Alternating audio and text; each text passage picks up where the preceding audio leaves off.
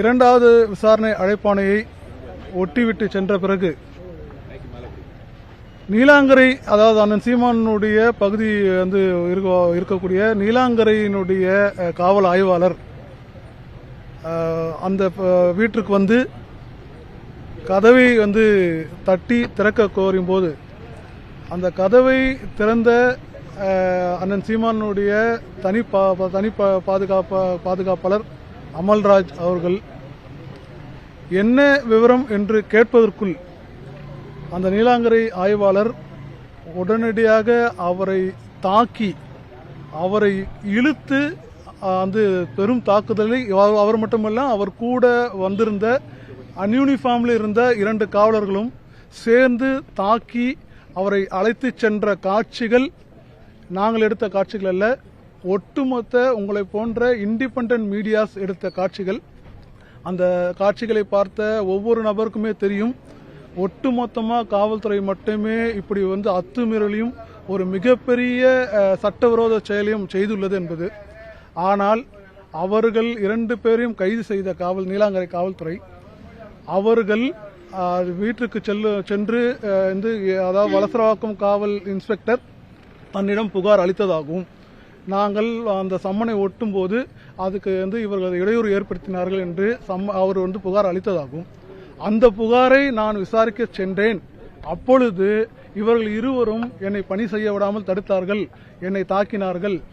அதுவும் திரு அமல்ராஜ் அவர்கள், அவர் முன்னாள் ராணுவ வீரர், அவருக்கு துப்பாக்கி வைத்திருப்பதற்கான அனைத்து உரிமமும் வழங்கப்பட்டுள்ளது இன்றைய தேதி வரை.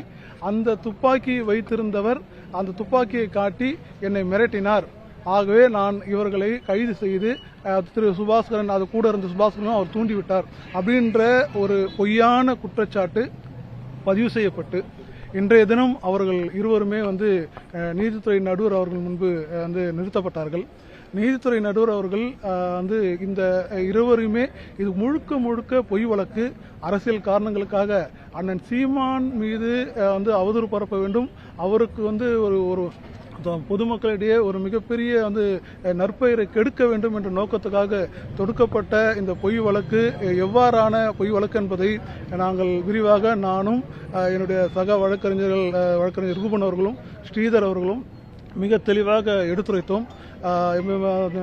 நீதித்துறை நடுவர் அவர்கள் மிக பொறுமையாக எங்களுடைய வாதங்களை கேட்டார். அதன் பிறகு காவல் அதிகாரிகளுடைய அவர்கள் தரப்பு வாதத்தையும் கேட்டவர்.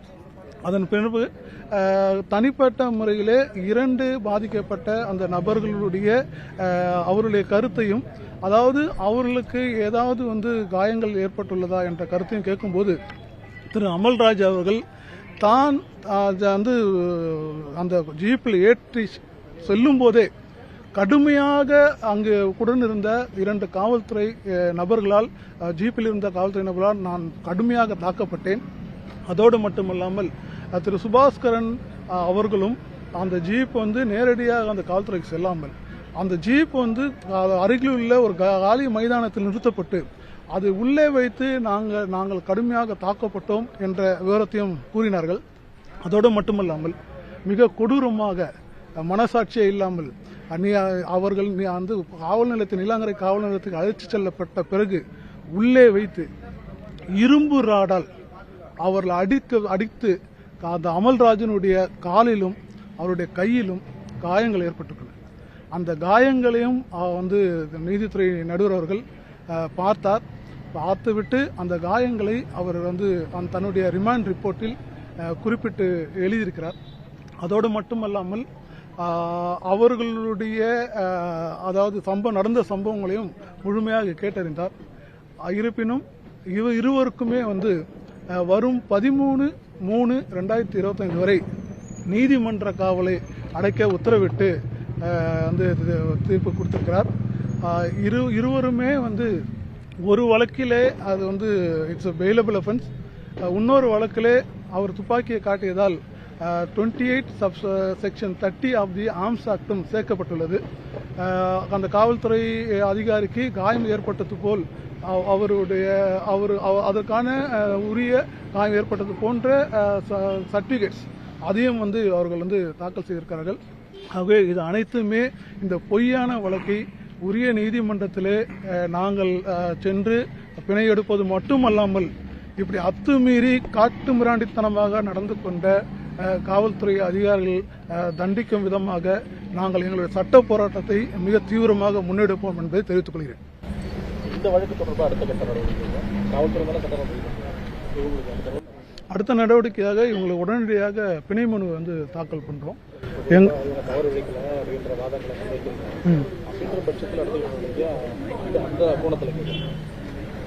இல்ல, இப்போ தவறு இழைக்கவில்லை என்பதை நாங்கள் எப்படி நிரூபிக்க முடியும்? இப்போ ஒட்டுமொத்தமாக விசாரணையில தான் நீதிமன்ற விசாரணையில தான் நிரூபிக்க முடியும்.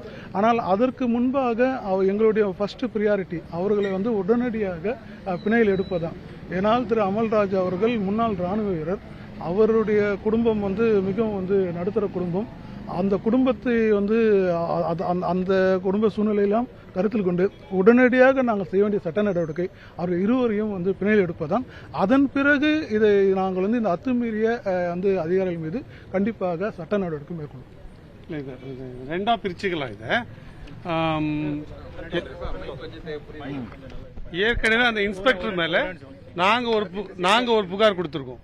அதே இன்ஸ்பெக்டர் மேல நாங்க ஒரு புகார் கொடுத்திருக்கோம். அது என்னன்னா, வீட்டுக்குள்ள அத்துமீறி நுழைஞ்சி வீட்டில் உள்ள நபர்கள், பெண்கள், குழந்தைகள்லாம் அச்சுறும் விதமா நடந்திருக்காரு அவருன்றது நாங்க ஒரு குற்றச்சாட்டு கொடுத்திருக்கோம். நாங்க எங்க புகார் மேல இதுவரைக்கும் எந்தவித நடவடிக்கையும் இல்லை.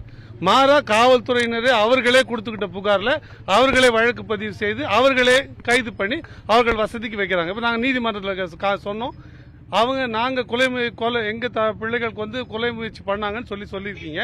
விஷுவல்ஸை பாருங்க. ஏதாவது ஒரு இடத்துல காவல்துறையை எதிர்த்து பேசியதாக இந்த 2 பேர் நபர்கள் இருக்காங்களான்னு பாருங்க. எக்கச்சக்கமான விஷுவல்ஸ் சார் சொன்ன மாதிரி எடுத்ததுலாம் நாங்க இல்ல, மீடியா எடுத்தது. மீடியா எடுத்த எந்த விஷுவல்லையுமே காவல்துறை எதிர்த்து பேசுவதா கூட அப்படி இல்லை. அப்ப எதன் அடிப்படையில் இது கொலை முயற்சின்னு சொல்றாங்க அப்படின்னு நீங்க விஷுவல்ஸை பாருங்கன்னா, விஷுவல்ஸை சட்டப்படியா பாக்குறதுக்கு எனக்கு உரிமை இல்லை. அது தொடர்ச்சியா வழக்குனப்பதான் நான் பார்க்க முடியும். இப்ப எனக்கு லீகலா, அதாவது ஜுடிஷியலா நான் அதை பார்க்க முடியாது. அதனால அதை பார்த்தீங்கன்னா எங்கிட்ட என்ன மெட்டீரியல் கொடுக்குறாங்க, என்ன பேப்பர் இருக்கோ, ரிமாண்ட் ரிப்போர்ட்ல என்ன இருக்கோ அதன் அடிப்படையில் தான் நான் கைது செய்ய முடியும், ரிமாண்டை ஏற்க முடியும், காவல் அடைப்பு ஏற்க முடியும் சொல்லி அவர் ஏற்றிருக்காரு. நீங்க தெரிஞ்சுக்க வேண்டியது அல்லது நீங்க பார்க்க வேண்டியது என்னன்னா, நீங்க எல்லாரும் விஷுவல்ஸ் பார்த்திருக்கீங்க. எந்த விஷுவல்லையாவது காவல் ஆய்வாளர் இல்ல அந்த சம்மன் கொடுக்கறதுக்கு முன்னாடி வீட்டுக்குள்ள யாராவது சம்மன் வாங்கிக்கிறீங்களான்னு கேட்டாங்களா? நீங்க பாருங்க. அந்த விஷுவல்ல யாராவது கேட்டு அப்படி அந்த வீட்டுல குடியிருக்கக்கூடிய நபர் வாங்க மறுத்த பிறகு செவுத்துல ஓட்டலாம். அதுதான் சட்டப்படியான நடைமுறை. நேரா செவுத்துல ஓட்ட வேண்டிய தேவை எங்கிருந்து ஏற்படுது? அப்ப அதோட நோக்கமே சம்மன் சர்வ் பண்ணணுன்றது இல்ல, மாறா இப்படி ஒரு ஒட்டிட்டு போயிட்டு அது ஒரு செய்தி ஆக்கணும்ன்றது அது. எனக்கு ஒருத்தர் கோர்ட்ல இருந்து சம்மன் கொடுக்க வராது, என்ன கேட்கணும், வாங்கிக்கிறீங்க, வாங்க மறுத்தாதான் ஒட்ட முடியும். அதே நடைமுறை தான் காவல்துறை சம்மனுக்கும் இருக்கு.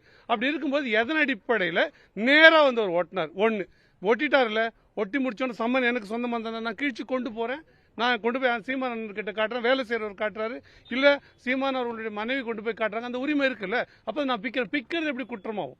சம்மனை பிரிச்சு கொண்டு போறதே குற்றம், கிழிக்கிறதே குற்றமா எப்படி ஆகும்? அப்படின்னா ஜாஃபர் ஷாதி கூட மனைவி எல்லாரும் பாத்தீங்க, எல்லா விஷுவல்ஸுமே ஜாஃபர் ஷாதி கூட மனைவி கீழ்ச்சி போட்டாங்க, அம்மா கீழ்ச்சி போட்டாங்க, அந்த சம்மனை கீழ்ச்சாங்க, நடவடிக்கை எடுக்கல நீங்க. அப்ப இப்ப ஏன் எங்க மேல மட்டும் அந்த கேள்வி வருது?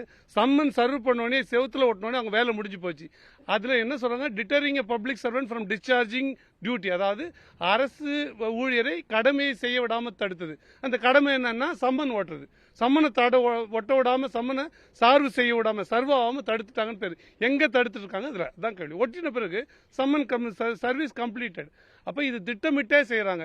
த்ரூ அவுட் விஷுவல்ஸ் பாருங்க. நீங்க அந்த சம்பந்தப்பட்ட நபரை அமல்ராஜை இதுக்குள்ள கொண்டு போய் ஜீப்குள்ள கொண்டு போய் திணிக்கிற வரைக்கும் நீங்க பாருங்க.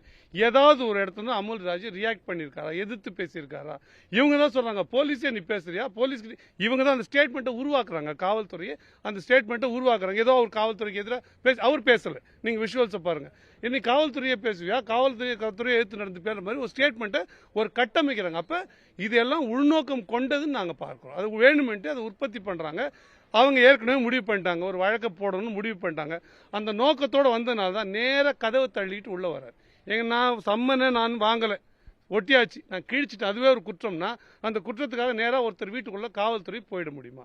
சம்மன் கிழித்தது குற்றம்னு ஒரு புகாரை வாங்கி அதற்கு பிறகு இதே மாதிரி ஒரு நோட்டீஸ் கொடுக்கணும்.